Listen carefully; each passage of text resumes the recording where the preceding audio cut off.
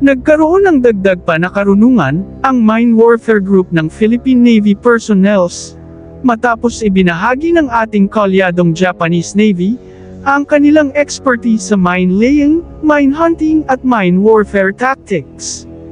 Si Commander Noriaki Muka Aigawa, ng Japan Maritime Self-Defense Force noong January 5, sa headquarters ng Philippine Fleet War Room sa Naval Base Heraclio Alano, ay ang siyang nagbigay ng masinsinang lecture para ma-enhance at ma-update ang ating mine warfare group sa mga bagong technology and equipments ng naval mine warfare.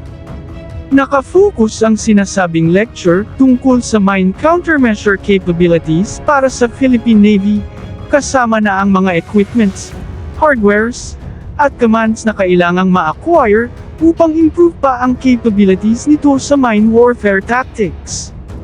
Matatandaan na isa ang mine warfare sa mga capabilities na nais na maibalik ng Philippine Navy sa kanilang Horizon 3 priorities sa pamamagitan ng pag-acquire ng mine layer and mine sweeper vessels ngayong third horizon ng AFP Modernization Program.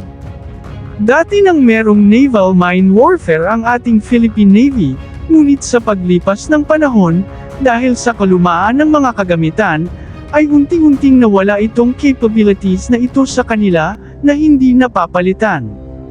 Ngunit ngayon, dahil sa AFP Modernization Program, ay inaasahang maibalik ito sa ating Navy, at ang mga transfer of knowledge na ito na ginagawa ng Japan sa ating Navy, ay isang magandang paghahanda, habang hinihintay ng Navy ang mine countermeasure vessels, na bibilhin ngayong Horizon 3.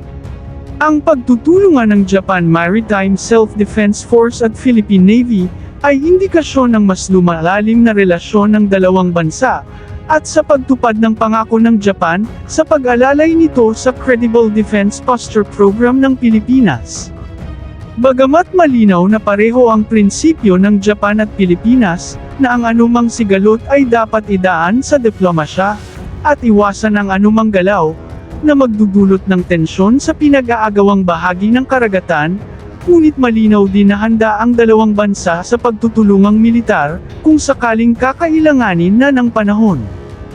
Ang Japan ay nangangako din, ng mga kagamitang maaring makatulong sa pag-build up ng Pilipinas sa kanilang kakayahang militar, na mariin namang tinututulan ng China, dahil maari umano itong makapagpalala sa tensyon sa West Philippine Sea. Nilinaw naman ng Japan at Pilipinas, na ang pag-transfer ng mga military hardware sa Pilipinas, ay bunga lamang sa cooperation agreement, at sa collaboration at pagkakaibigan ng dalawang bansa. Ang Japan at Pilipinas, ay may parehong shared vision, sa isang safer at more prosperous na Indo-Pacific region.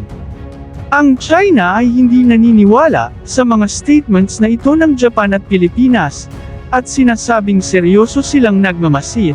sa malalim na pagkakaibigang ito ng dating magkalaban na bansa, noong ikalawang digmaang pandaigdig.